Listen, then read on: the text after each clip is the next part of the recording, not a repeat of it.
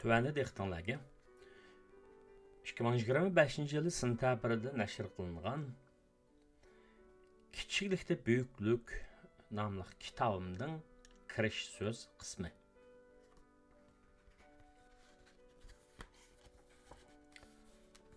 Kiçiklikdə Böyüklük kiriş söz.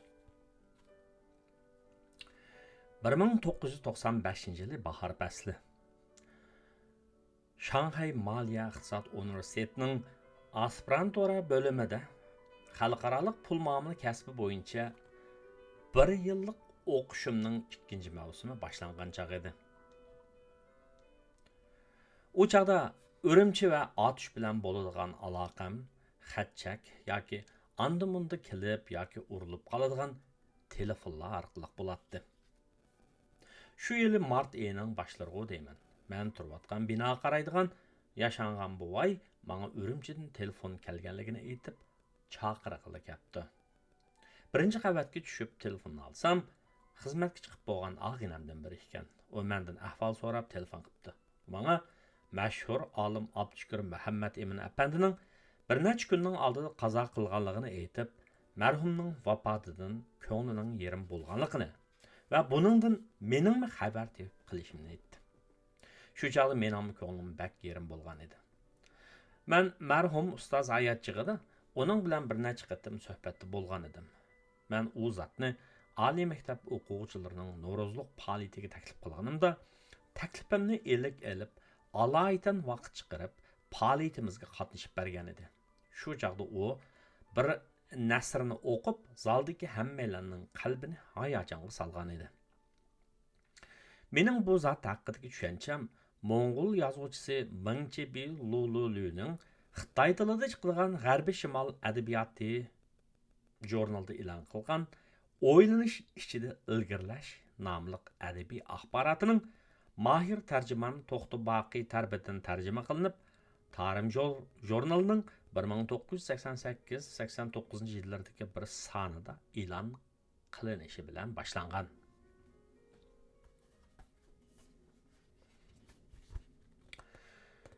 Men oliy maktabga yoshlikning payzini surib o'ynag'ili yoki qandaqdir bir kunlarda katta bo'lish orzusi bilan emas, balki o'qib, bilim bilan qurollanish uchun kelgan edim. Shunga bu axborotning mazmuni yoshlik qalbimda ajoyib zo'r to'lqinlarni paydo qilib, yoshligimni shunqar kabi o'tkazishga turtki bo'lgan edi. Men xalqimning qudrat tepishini ham hur, ham o'zi bo'lib yashashini bak orzu qilatdim. Lekin reallik kishining xiyoliga va orzusiga baxmaydi-da. Men shu orzularim haqida o'ylanatdim, cho'nqur o'yga cho'katdim, atrofni va jamiyatni ko'zatdim. Ba'zida afsuslansam, ba'zida umidsizlandim. Darsxonada so'zlanayotgan narsalar bilan reallikdagi farq shu qadar cho'ng ediki, xeyli ko'p narsalar kallamdan o'tmaydi. Tafakkurim ziddiyatga to'lgan sari qalbim azoblanadi. Bo'libmi, oliy maktabning 2-yilini o'tkazish menga tas keldi. O'z kasbimda ilayotgan bilimlardan qanoatsizlanishga, atrofimdagi ijtimoiy muhitdan yiroqlashishga boshladim. Meningda yoshlikqa xos jasorat bo'lgani bilan yoshlarga xos sho'xlik yo'q edi. So'rin, o'ltirish va o'yin tomoshaning gapini to'liq qiladigan kishilar ko'zimga sat va yaramas ko'rinishga boshladi. Shu chaqlarda menga madad bergan narsalar maktabning tantarbiya maydonida chiniqish, ya'ni shu maydonda Xitoy tili va ingliz tili o'rganish uchun ovozimni qo'yib ham so'z va tekst yodlash, maktabning kutubxonasiga kirib, oliy matematikaga oid mashq savollarni ishlash va Tarim, Tangratog' ham Uyg'ur madaniyatiga o'xshash jurnallardagi asarlarni o'qish bo'ldi. Men mana shu jurnallardan Abdushukur Muhammad Emin apandining ajoyib fikrlar bilan to'lgan har xil yozmalarni o'qib, ulardan ilhom va umid olgan edim.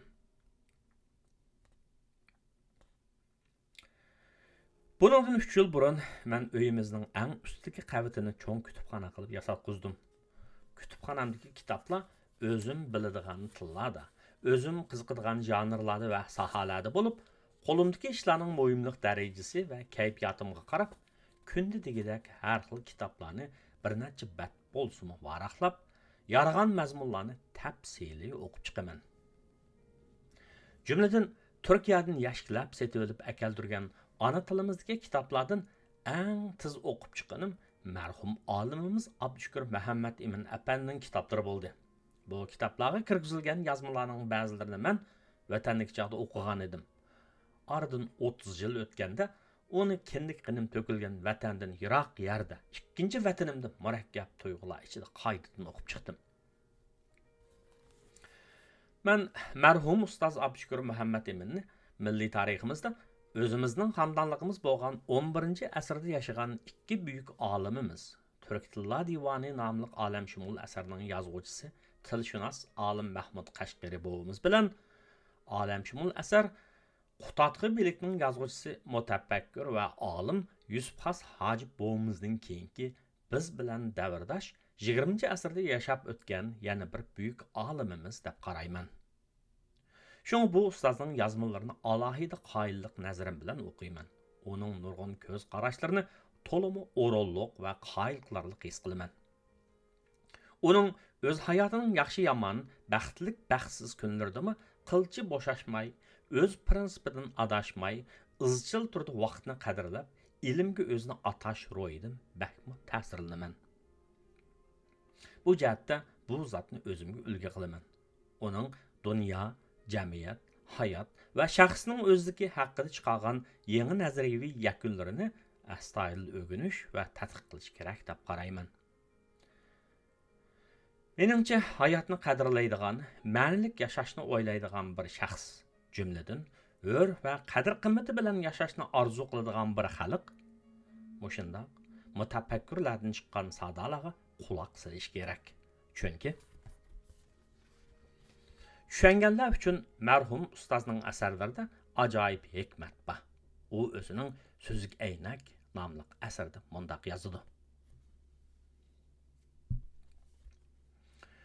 İnsanın sürtünü ko'rish uchun oddiy ko'z kifoya. O'z g'ojisini ishtmi, mushukmi ko'radi. İnsanning mahiyatlari va bu mahiyatlarning kamolat, daraja maqomlarini ko'rish uchun aynak kerak. Bu o'zlik aynikidir. O'zlik o'zini bilmaklik. İnsanning ulug' tabiat olimi sifatida turgan hozirgi holati uning nisbatan savodsizlikdan iborat. Xolos.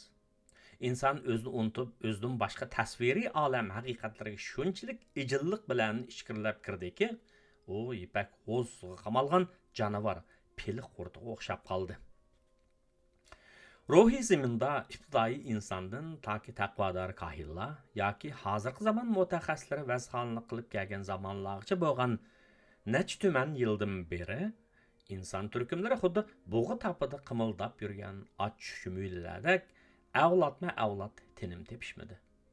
Bundaq bug'i tapidan sap elish fan va mahorat tarmoqlariga ayrilib, zaminni bargan sir murakkab va inchikilashgan qurilmalar chirmab oldi. Hasratlanarligi shuki, insoniyat o'zi haqida, o'zining koinotdagi mohiyati, o'rni haqida, bo'libmi o'z mohiyatlarining o'z faoliyat hodisalaridagi qimmat haqida hech qancha izdangani yo'q. U helimi bug'i tapidan ayrilib, o'zlik xazinasiga dadil qadam qo'yib, "Men kim?" degani yo'q.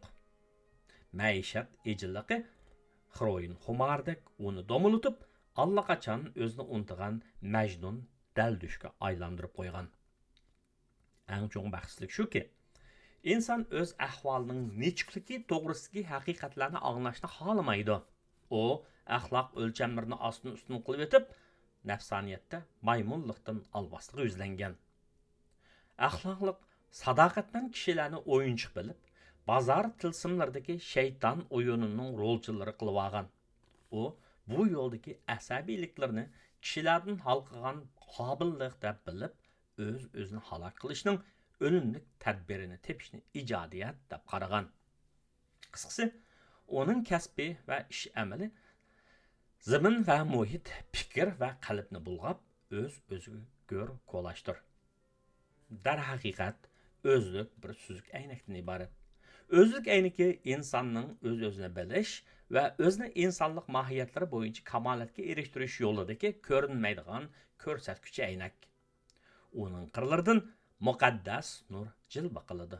Onun muqaddas nurida o'zingni tonu degan qutlug' sada jaranglaydi. U insonlik haqidagi haqiqiy uchur bulug'i. Men mana bu shundaq nadir yozmalarning ta'sirida insonning o'zini tonishining naqadar muhimligini yosh chig'imda his qilgan edim.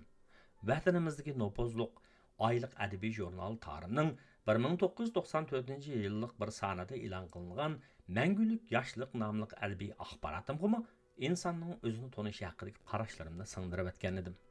Demak, sen ma'lum qarashni qabul qilgan ekansan, ma'lum ma'nodan aytganda shu xil qarash bo'yicha ish ko'rasan. Cümleden menmi o'zimni tonish safarida dal bugungi kunga yetib keldim. Obrazli qilib aytganda, hayot dengiziga qarmoq tashlab oltin beliq tutolmagan bo'lsam, ammo tashlagan to'rim quruq chiqqani yo'q.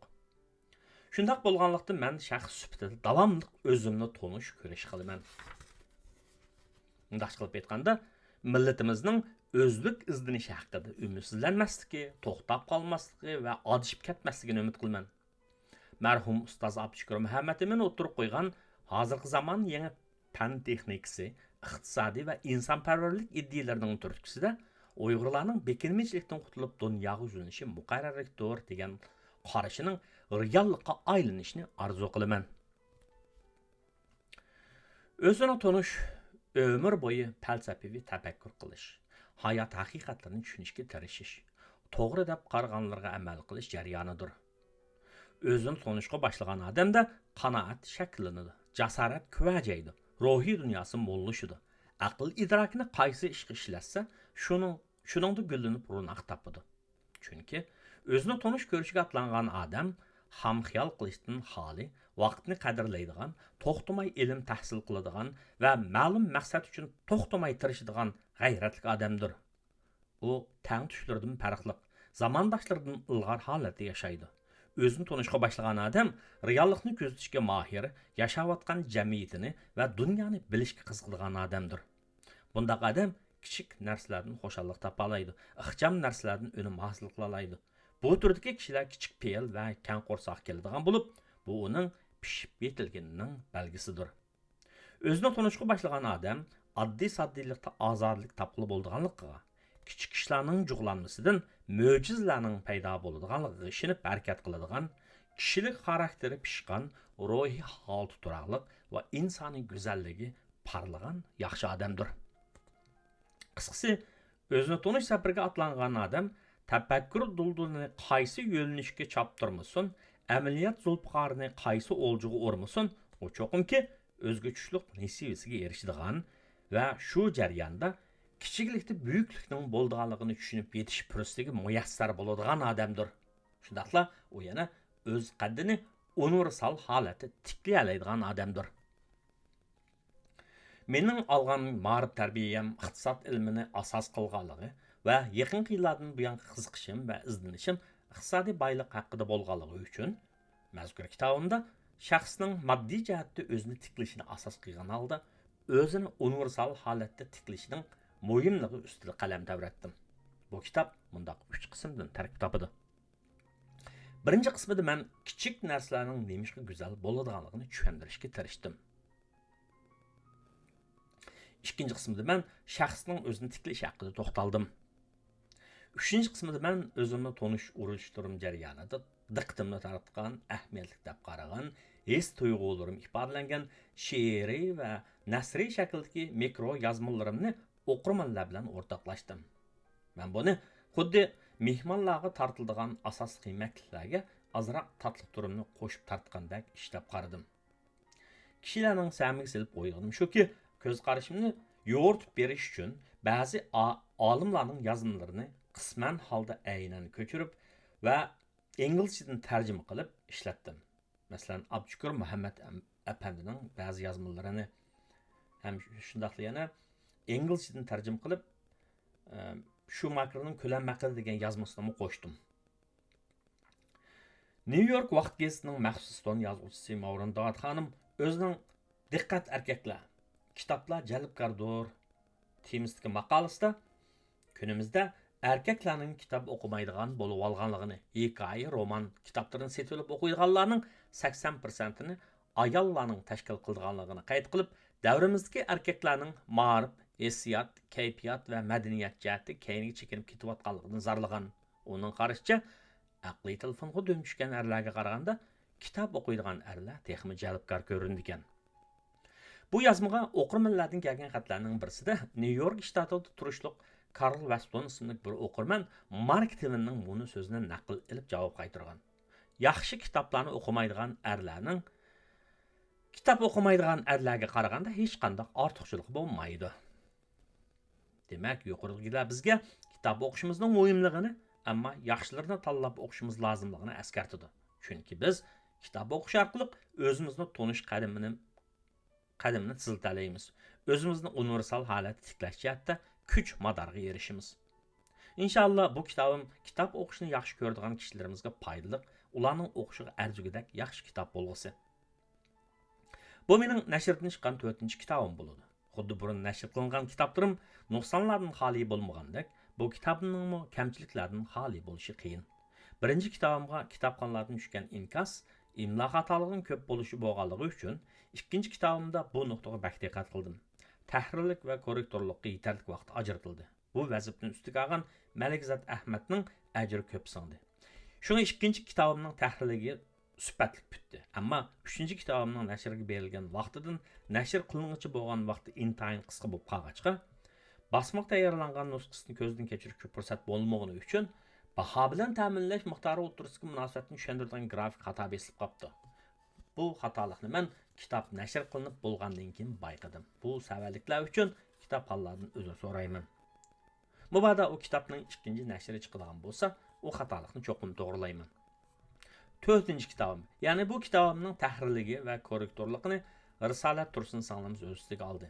Bu kitobning ismini tonilgan xattot Abdukim Ahmad apandi yozib berdi. Kitobning muqovasini tonilgan yosh rassom Gulnoz Tursun ishlab berdi. Men yuqorida ismi tilga ilingan 3 qarinishimizga cho'nqur hurmat va tashakkurlarimni bildiraman. 2024-yil kuz va qish, 2025-yil bahor va yoz oylari.